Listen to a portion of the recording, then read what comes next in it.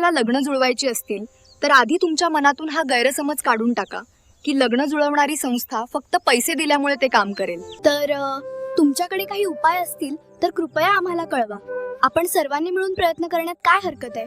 कृपया तुमच्या सूचना सांगा. सर्वांना जय जिजाऊ मेंबरसाठी असलेल्या विशेष या स्थळ परिचयामध्ये आज एका अशा स्थळाचा परिचय देणार आहोत की हे स्थळ आमच्याकडे पुणे विभागातून आलेलं आहे आणि हे स्थळ विशेष म्हणजे घटस्फोटित आहे, विना अपत्य आहे आणि त्यांचा फोटो आम्ही स्क्रीनवर डिस्प्ले करत आहोत. माझे नाव स्वाती. मी घरकाम आणि शेती करते. माझा घटस्फोट झाला असून मला नवं आयुष्य सुरू करण्यासाठी जोडीदार हवा आहे. आणि बाकीच्या ज्या काही गोष्टी आहेत तर त्या गोष्टी आम्ही तुम्हाला बायोडाटा आणि फोटोसह पुरवू. त्यांचा संपर्क क्रमांक देऊ. याच्यासाठी कुठलेही पैसे द्यायची गरज नाही किंवा कुठल्याही पैशाची मागणी आम्ही तुम्हाला करत नाही किंवा कुठलीही नोंदणी करायची गरज नाही.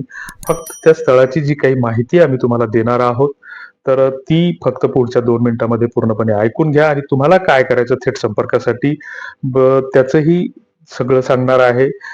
हे सांगत असताना हे सगळं जे काही आहे तर मोफत आहे, निशुल्क आहे आणि लग्न जुळत नाहीत अशी ओरड करण्यापेक्षा जर कुठे काही आपल्याला एखादी गोष्ट आपल्या समोर दिसत असेल आणि ज्याच्यामध्ये आपलं काहीच नुकसान होणार नसेल तर 1 मिनिटासाठी आपल्याला वेळ द्यायला काही हरकत नसावी असं आमचं म्हणणं आहे की तुमचं त्याच्यामध्ये काही नुकसान होणार नाही. आम्ही फोटो बायोडाटा तुमच्यापर्यंत पाठवू. तुम्हाला फक्त एक फोन कॉल करायचा किंवा तुमचं जर जुळतं मिळतं असेल तर त्या मध्यस्थीसाठी आम्ही सुद्धा फोन कॉलद्वारे तुमचं हे करून देण्याचा प्रयत्न करू. मात्र त्याच्यासाठी आपला, तुमचा, आमचा सगळ्यांचा हेतू उद्देश हा प्रामाणिक असला पाहिजे, इमानदारीचा असला पाहिजे. आता ज्यावेळेस आम्ही मोफत सांगतोय तर त्यावेळेस आम्ही मोफत कसं देता येईल, मात्र हे मोफत सांगत असताना जे काही फुकटात मिळतात त्या गोष्टीचं महत्व नसते आणि या गोष्टीचा बऱ्याचदा आम्हाला त्रासही होतो. आणि हे करत असताना एक प्रामाणिकपणाचा एक तुम्हाला किस्सा सांगतो की आम्ही गेल्या काही दिवसापासून जे काही म्हणजे दिवाळीच्या दरम्यान लग्न अक्षता ऍप्लिकेशन मध्ये ज्या काही प्रोफाईल होत्या आमच्याकडे नोंद झालेल्या त्या जवळपास 4700 प्रोफाईल होत्या आणि त्याच्यामध्ये 800 ते 900 प्रोफाईल या मुलींच्या होत्या आणि बाकीच्या मुलांच्या होत्या. मुलांच्या प्रोफाईल मोठ्या संख्येने येतात, मुलींची नोंदणी कमी होती. ही गोष्ट आपण मान्य केली पाहिजे. आणि मग त्याच्यामध्ये आमच्या असं लक्षात आलं की बाबा बऱ्याच मुलींचे लग्न होतात, जुळतात, त्यांना मुलं बाळही होतात. आम्ही त्यांना मेसेज करतो मात्र त्याला प्रतिसाद देत नाहीत आणि मग ते बायोडाटे किंवा त्यांना रिक्वेस्ट जातच राहतात किंवा फोन कॉल जात राहतात. मग आम्ही त्या सगळ्या प्रोफाईल दिवाळीच्या दरम्यान हाईड केल्या, म्हणजे काढून टाकल्या आणि हाईड केल्याच्या नंतर त्याच्या जागी नवीन नोंदणी सुरू केली. आणि नवीन नोंदणीसाठी आम्ही सगळ्यांसाठी ओळखपत्र हे कंपल्सरी ठेवलं की 2 फोटो तुम्ही स्वतःचे टाकले पाहिजे. म्हणजे पहिला फोटो जर मुलाचा असेल तर मुलाचा स्वतःचा त्यानं एखादा चांगला फोटो टाकला पाहिजे. दुसरीकडे त्यानं स्वतःच्या घराचा किंवा व्यवसायाचा किंवा बायोडाटाचा फोटो टाकला पाहिजे. 3 नंबरला त्याला ओळखपत्र टाकणं कंपल्सरी आहे. मुलींच्या बाबतीत सुद्धा तीच अट ठेवली की मुलींनी स्वतःचे 2 फोटो टाकले पाहिजे वेगवेगळ्या आकारातले आणि शेवटी ओळखपत्र असलं पाहिजे. आता ह्या गोष्टी करत असताना एक बायोडाटा आमच्याकडे आला सर्वसाधारण मुलीच्या नावाने आणि त्यांनी बायोडाटामध्ये असं मेन्शनही केलं होतं की जातीची कुठलीच अट नाही. आणि मग जातीची अट नाही आणि मुलीचे फोटो होते त्याच्यामध्ये 2 आणि खाली ओळखपत्र सुद्धा होतं आणि ती प्रोफाईल व्हेरीफाय झाली आणि त्या प्रोफाईलला मग रिक्वेस्टचा भडीमार सुरू झाला. म्हणजे एका दिवसात जवळपास 15-20 रिक्वेस्ट आल्या आणि ह्या सगळ्या हँडल करताना आम्हाला त्रास होतोच.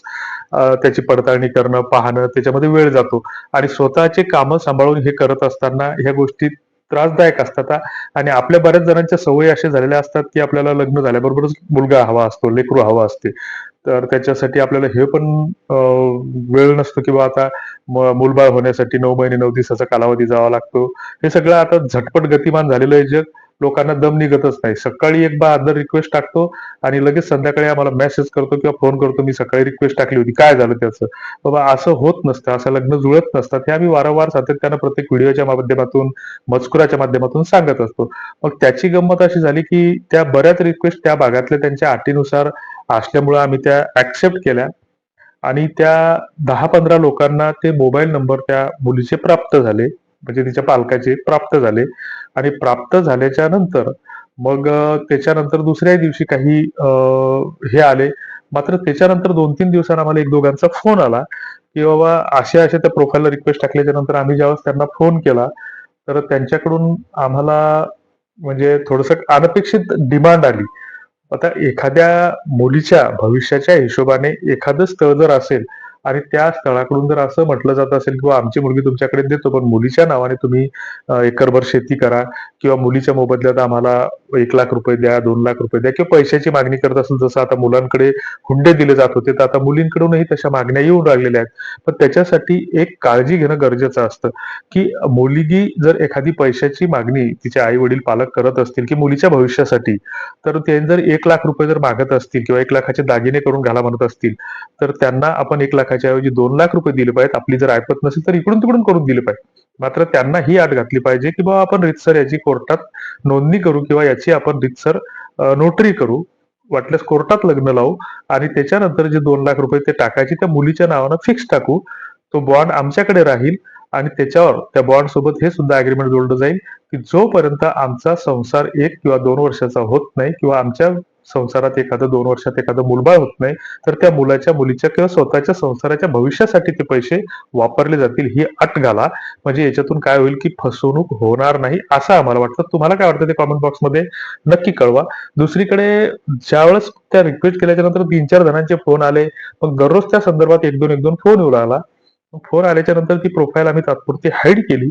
हाईड केल्याच्या नंतर मग आम्ही एक म्हणजे स्थळ म्हणून त्यांना ज्यावेळेस फोन केला आणि हे केलं, तर त्याच्यानंतर आमचं असं लक्षात आलं, की लोकं किती शातीर असतात. की बा एका बहाद्दरानं, की जे काही बरेच लोकं असे WhatsAppचे ग्रुप टाकवतात, तयार करतात. त्याच्यावर म्हणतात की बाबा ॲडमिन कंट्रोलमध्ये ठेवतात. नंबर खोडून त्याच्यावर बायोडाटे टाकतात. बायोडाटे टाकल्याच्या नंतर एक-एक दिवशी 50-50 बायोडाटे टाकतात. ते बायोडाटे आमच्या मते तर 90% पर्यंत फेक असतात किंवा डुप्लिकेट असतात किंवा नंबर खोडलेले असतात. यांचा स्वतःचा नंबर तिथं टाकलेला असतो. बायोडाटे जरी ओरिजिनल असले तरी आणि त्याच्यातून मग तुम्हाला आमच्याकडे नोंदणी करावं लागेल. 300 द्या, 500 द्या, 2,000 द्या, 3,000 द्या, लाईफ टाईम 3100 द्या. असेही काही महाभाग आहेत आणि काही प्रामाणिकपणे इमानदारीनेही काम करतात. तर पैसे घेऊन इमानदारीने काम करणं याला फसवणूक म्हणता येत नाही. मात्र आधीच फसवे बायोडाटे आणि त्याच्यात पुन्हा फसवणुकीच्या उद्देशाने 100, 200, ₹5 जरी मागितले तर ती फसवणूकच होते, असं आमचं म्हणणं आहे. आणि मग याच्यामध्ये ज्यावेळेस आम्ही पडताळणी केली, तर तो असाच एक WhatsApp ग्रुप चालवणारा बहाद्दर आहे आणि त्या बहाद्दरानं काय केलं, की ज्यावेळेस त्याच्याकडे एखादा बायोडाटा मुलीचा आला, तर त्यावेळेस त्यांनी त्या ओळखपत्राची मागणी केली आणि त्या ओळखपत्रासह स्वतःच्या मोबाईल नंबरनं तो बायोडाटा त्याच्यावर ॲप्लिकेशनमध्ये ॲड केला आणि मग ज्यावेळेस त्यांना रिक्वेस्ट जाऊ लागल्या, तर त्यावेळेस मग आपसुकच त्यांना पैशाची डिमांड होऊ लागली. तर ह्या अशा गोष्टी घडतात. तर तेव्हा जे काही असेल तर ती या बाबतीत कमालीची आता सावधगिरी बाळगणं गरजेचं आहे, असं आम्हाला वाटतं. तुम्हाला काय वाटतं ते कमेंट बॉक्समध्ये तुम्ही नक्की कळवलं पाहिजे. त्याच्यासोबतच तुमच्या काही सूचना असतील, फीडबॅक असतील, काही सजेशन असतील, की आपण कुठल्या पद्धतीने चांगल्या पद्धतीने काम करू शकतो, तर त्याबद्दलही आपण माहिती दिली पाहिजे. आणि जे काही आता स्थळाबद्दल जी काही माहिती आहे, पुण्या भागातलं जे काही स्थळ आहे, तर त्याचे फोटो डिस्प्ले झालेलेच आहेत आणि या संदर्भात खाली डिस्क्रिप्शन बॉक्समध्ये आम्ही एक लिंक दिलेली आहे आणि असा हे व्हिडिओ प्रसिद्ध केल्याच्या नंतर 15 दिवसापर्यंत आम्ही मेंबरसाठी तो ठेवतो. सार्वजनिक ज्यावेळेस आम्ही हा व्हिडिओ करतो, तर त्यावेळेस ती लिंक काढून टाकलेली असते. त्याच्यानंतर जर त्यांची इच्छा असेल तर ते ॲप्लिकेशनवर तो बायोडाटा नोंद करू शकतात. अन्यथा आम्हाला त्याच्याशी काही घेणं देणं नाही. कारण रिकामे दगड किंवा रिस्क घेण्यामध्ये कुठलाही अर्थ नसतो. कारण विनाकारण शिव्या घालणारे, पोलिसात तक्रार देणारे भरपूर आहेत. आपला हेतू उद्देश कितीही चांगला असला तर समोरचे 99% लोक चांगले असतात, पण एखादा टक्का असा असतो की तो आपल्याला काशी दाखवतो आणि मग त्या गोष्टी कुठेतरी घडू नयेत म्हणून हे आम्हाला काळजी घ्यावी लागते. डिस्क्रिप्शन बॉक्समधले लिंकवर क्लिक केल्याच्या नंतर तुमच्याकडून एक मेसेज आम्हाला WhatsAppला येईल. तो मेसेज पेस्ट झाल्याच्या नंतर किंवा पलट्याच्या नंतर त्याच्या खाली तुम्हाला तुमचा बायोडाटा टाकणं आवश्यक आहे किंवा तुमची माहिती आम्हाला लिहून टाकणं आवश्यक आहे. म्हणजे माहितीमध्ये बुवा मी पुणे जिल्ह्यातला आहे, सातारा जिल्ह्यातला आहे, औरंगाबाद जिल्ह्यातला आहे, वाशिम जिल्ह्यातला आहे, कुठलंही आणि मी माझ्या मुलासाठी स्थळ शोधतोय, मुलीसाठी शोधतोय, कोणासाठी काय जे असेल ते लिहून टाकलं पाहिजे. कारण बरेच बहाद्दर नुसता मेसेज पेस्ट करतात, मात्र काही टाकत नाहीत. तर अशांना आम्ही प्रतिसाद देत नाही. तुमच्या काही सूचना चांगलं काय करू शकतो याबद्दल असतील तर नक्की त्या कमेंट बॉक्समध्ये लिहा. तुर्तास धन्यवाद.